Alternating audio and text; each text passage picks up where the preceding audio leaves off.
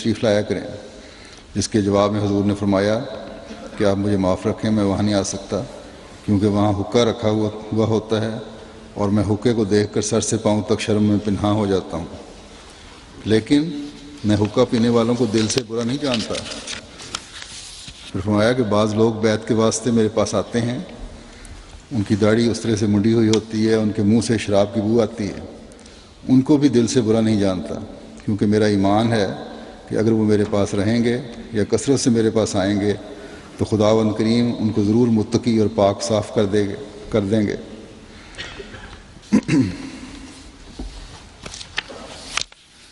پھر ایک روایت ہے حضرت حافظ غلام رسول صاحب وزیر آبادی ولد حافظ محمد حسین صاحب سکنہ وزیر آباد گوجرانوالہ کی، جن کی بیعت 1897 کی ہے۔ یہ کہتے ہیں کہ ایک دفعہ کا ذکر ہے کہ جس مکان میں قادیان میں دارالمسیح میں میاں بشیر احمد صاحب رہتے ہیں، جس کا دروازہ مسقف گلی کے نیچے ہے، اس میں حضرت مسیح موعود علیہ السلام نے چند دوستوں کو جمع فرما کر ایک تقریر فرمائی کہ میں نے ہائی اسکول اس لیے قائم کیا تھا کہ لوگ وہاں سے علم حاصل کر کے مخلوق خدا کو تبلیغ حق کریں، مگر افسوس کہ لوگ انگریزی پڑھ کر اپنے کاروبار پر لگ جاتے ہیں اور میرا مقصود حاصل نہیں ہوتا۔ اس لیے میں چاہتا ہوں کہ خالص دینی مدرسہ قائم کیا جائے۔ کوئی ہے جو خدا کے لیے اپنے بچے کو اس اسکول میں دینی علم حاصل کرنے کے لیے داخل کرے؟ اس وقت میرا بیٹا عبید اللہ مرحوم 7-8 سال کا تھا۔ ان دنوں مفتی محمد صادق صاحب مدرسہ احمدیہ کے ہیڈ ماسٹر تھے۔ اتفاق سے وہ لڑکا اس وقت میرے پاس کھڑا تھا۔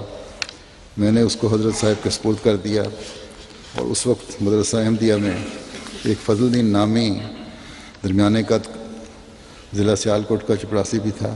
حضرت صاحب نے عبید اللہ کو اپنے دست مبارک سے پکڑ کر فضل الدین کے سپرد کر دیا کہ اس کو احمدیہ اسکول میں لے جا کر داخل کرو۔ الغرض وہی عبید اللہ اس مدرسہ احمدیہ میں مولوی فاضل ہو کر حضرت خلیفۃ المسیح ثانی کے عہد میں موریشس بھیجا گیا، جو 7 سال تبلیغ کر کے واصل باللہ ہو گیا، اور خلیفہ ثانی کی زبان مبارک سے ہندوستان کا پہلا شہید کا خطاب آ گیا۔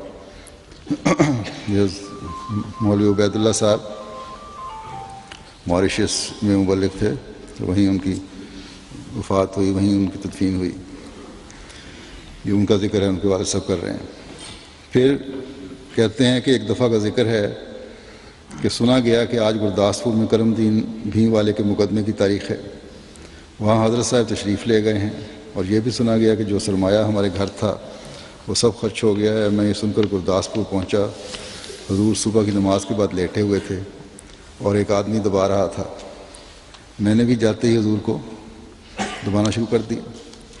چونکہ ان دنوں طاقتور تھا اور ہمیشہ سے اپنے سابق استادوں کی خدمت کا شرف حاصل تھا، گویا مجھے مٹھی چاپی کرنے کی عادت تھی۔ میں نے اسی طرح دبانا شروع کیا۔ حضرت صاحب کو میرا دبانا محسوس ہوا۔ حضرت مسیح علیہ السلام کو فوراً منہ سے چادر اٹھا کر میری طرف دیکھ کر ودیع الفاظ ارشاد فرمایا، حافظ صاحب آپ راضی ہیں، خوش ہیں، کب آئے ہیں؟ میں نے عرض کیا کہ حضور ابھی آیا ہوں، مگر لکھتے ہیں کہ جو بات ذکر کے لائق ہے اور جس کی خوشی میرے دل میں آج تک موجزن ہے وہ یہ ہے کہ میں نے عرض کیا کہ حضور مجھے پہچانتے ہیں؟ فرمایا کہ حافظ جی میں آپ کو بھی نہیں پہچانتا۔ یہ لفظ سنتے ہی میں خوشی سے چشمے پر آب ہو گیا، چونکہ حضور نے فرمایا ہوا تھا کہ جو مجھے پہچانتا ہے اور جس کو میں پہچانتا ہوں وہ تعاون سے محفوظ رہے گا۔ پھر کہتے ہیں حال پرسی کی باتیں ہوتی رہیں۔ تھوڑی دیر کے بعد کچھ اور آدمی بھی جمع ہو گئے، اور سلسلہ گفتگو میں اتفاقاً یہ ذکر آ گیا کہ چودھری حاکم علی صاحب پنیاری نے ذکر کر دیا کہ حضور آج جمعہ ہے۔ 9 پنیار کے تھے چودھری حاکم علی صاحب، کہ حضور آج جمعہ ہے اور مولوی عبد الکریم صاحب نہیں آئے تو جمعہ کون پڑھائے گا؟ تو حضور نے بلا تامل فرما دیا کہ یہ ہمارے حافظ صاحب جو ہیں، یہ ان کا ذکر ہے، وزیر آبادی یہ پڑھائیں گے۔ میں یہ سن کر کچھ بول نہ سکا، ایسا مرعوب ہو گیا کہ اس خیال سے کہ میں اس مامور خدا کے سامنے گناہ گار آدمی ہوں، کیا کروں گا اور کس طرح کھڑا ہوں گا۔ پھر دل میں خیال آیا کہ خیر ابھی جمعہ کا وقت دور ہے، شاید اور کوئی شخص تجویز ہو جائے۔ آخر جمعہ کا وقت آ گیا اور صفیں باندھ کر نمازی بیٹھ گئے۔ میں ایک صف میں ڈرتا ہوا شمال کی طرف بیٹھ گیا۔ آخر اذان ہو گئی۔ حضرت صاحب نے فرمایا کہ حافظ صاحب کہاں ہیں؟ آخر کسی شخص نے مجھے حاضر حضور کر دیا۔ میں نے حضور کے کان مبارک کے قریب ہو کر آہستہ بات سے عرض کیا کہ حضور میں گناہ گار ہوں، مجھے جرت نہیں کہ میں حضور کے آگے کھڑا ہو کر کچھ بیان کر سکوں۔ حضرت مسیح علیہ السلام نے فرمایا نہیں، آپ آگے ہو جائیں، میں آپ کے لیے دعا کروں گا۔ گویا مجھے مصلی پر کھڑا کر دیا۔ آخر میں نے متوکلاً علی اللہ خطبہ شروع کر دیا اور سورہ فرقان کہ تبارک الذی نزل الفرقان علی عبدہ لیکون للعالمین نذیرا کی چند آیتیں پڑھیں اور جو کچھ خدا تعالیٰ نے توفیق دی سنایا۔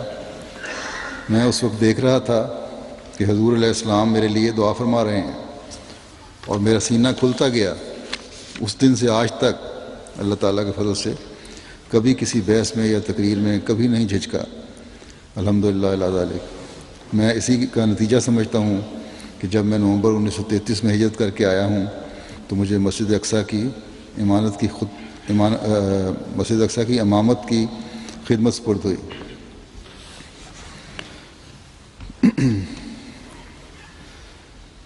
پھر لکھتے ہیں اپنا واقعہ ایک دفعہ کا ذکر ہے کہ میں قادیان پہنچ کر اپنے مقدمات کا ذکر کیا کہ مخالفین نے جھوٹے مقدمات کر کے اور جھوٹی قسمیں کھا کھا کر میرا مکان چھین لیا ہے۔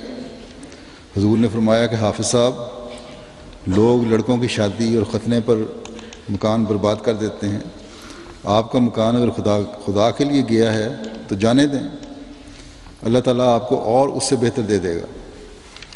کہتے ہیں کہ اللہ تعالیٰ کی قسم، یہ پاک الفاظ سنتے ہی میرے دل سے وہ خیال ہی جاتا رہا کہ میرا مکان چھن گیا۔ اور پھر کہتے ہیں کہ اللہ تعالیٰ نے مجھ کو اس مقدس بستی قادیان میں جگہ دی اور مکان اس سے کئی درجے بہتر دے دیا، بیوی بھی تھی، اولاد بھی تھی۔ لکھتے ہیں کہ اس ضمن میں ایک اور بات بھی یاد آئی ہے، لکھ دیتا ہوں کہ شاید کوئی صحیح فطرت فائدہ اٹھائے۔ وہ یہ ہے کہ حضرت مسیح موعود علیہ السلام کی وفات کے بعد ایک دن مسجد مبارک میں خواجہ کمال الدین صاحب نے کہا، مدرسہ احمدیہ میں جو لوگ پڑھتے ہیں وہ ملا بنیں گے، وہ کیا کر سکتے ہیں؟ بڑے فخر سے خواجہ صاحب نے کہا کہ تبلیغ کرنا ہمارا کام ہے، یعنی خواجہ صاحب جیسے لوگوں کا۔ مدرسہ احمدیہ، پھر کہتے ہیں کہ انہوں نے کہا کہ مدرسہ احمدیہ جو ہے اٹھا دینا چاہیے، یعنی ختم کر دینا چاہیے۔ اس وقت لکھتے ہیں کہ اس وقت حضرت محمود اولوالعزم حضرت خلیفۃ المسیح ثانی مرزا محمود احمد بیٹھے تھے، وہ کھڑے ہو گئے اور اپنی خلیفہ اول کی زمانے کی بات ہے، اور اپنی اس اولوالعزمی کا اظہار فرمایا کہ اس اسکول کو یعنی مدرسہ احمدیہ کو حضرت مسیح موعود علیہ السلام نے قائم فرمایا ہے، یہ جاری رہے گا اور انشاءاللہ اس میں علماء پیدا ہوں گے اور تبلیغ حق کریں گے۔ یہ سنتے ہی خواجہ صاحب تو مبہوت ہو گئے، اور میں اس وقت یہ خیال کرتا تھا کہ خواجہ صاحب کو یقین ہو گیا ہے کہ ہم اپنے مطلب میں کامیاب نہیں ہو سکیں گے۔ اور دیکھنے والے اب جانتے ہیں کہ اسی اسکول کے تعلیم یافتہ فضلاء دنیا میں تبلیغ احمدیت کر رہے ہیں، جو کہتے تھے کہ مسیح موعود کا ذکر کرنا سم قاتل ہے، انہی کے حق میں سم قاتل ثابت ہوا۔ لکھتے ہیں کہ ایک دن کا ذکر ہے کہ حضرت مسیح موعود علیہ السلام سیر کو نکلے تو خاکسار اور چند آدمی بھی ساتھ تھے۔ ان میں سے ایک شخص مستری نظام الدین صاحب سابق سیکرٹری جماعت احمدیہ سیالکوٹ کے تھے، جو ابھی تک بفضل خدا زندہ ہیں۔ انہوں نے مجھے کہا کہ حضرت صاحب آپ کے ساتھ بڑی شفقت سے پیش آتے ہیں، اس لیے یہ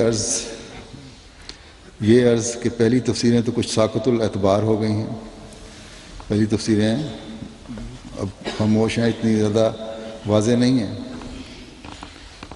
اور نئے زمانے کے لحاظ سے بھی نہیں ہیں، تو اب مکمل تفسیر قرآن کریم کی حضور لکھتے ہیں۔ حضرت مسیح علیہ السلام کی خدمت میں درخواست کریں کہ پہلی تفسیروں کا تو زمانہ اب گزر گیا، حضور اپنی مکمل تفسیر لکھیں۔ چنانچہ میں نے حضور کی خدمت میں عرض کیا تو حضور نے فرمایا کہ حافظ صاحب، جو میرے رستے میں آیات قابل بیان اور قابل تفسیر آئی ہیں موجودہ زمانے کے لیے، وہ میں نے لکھ دی ہیں۔ اگر میں یا ہم مکمل تفسیر لکھیں تو ممکن ہے کہ آئندہ زمانے میں اور بہت سے معترض پیدا ہو جائیں، تو اللہ تعالیٰ ان معترضین کے جواب کے لیے کوئی اور بندہ اپنی طرف سے کھڑا کر دے۔ میں یہ جواب سن کر خاموش ہو گیا، اور مستری نظام الدین بھی سن رہے تھے، وہ بھی خاموش ہو گئے۔ میں فرمایا کہ آہستہ آئندہ زمانے کے ساتھ ساتھ قرآن کریم کی تفسیریں آتی رہیں گی۔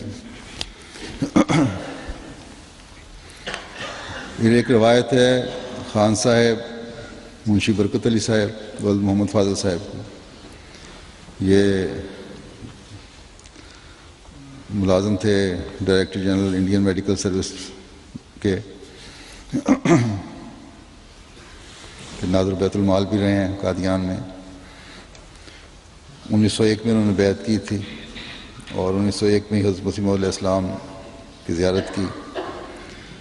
کہتے ہیں کہ جہاں تک مجھے یاد ہے، سب سے پہلے مجھے حضرت مسیح موعود علیہ السلام کا ذکر 1900 کے شروع میں سننے کا اتفاق ہوا، جبکہ اتفاقاً مجھے شملے میں چند احمدی احباب کے پڑوس میں رہنے کا موقع ملا۔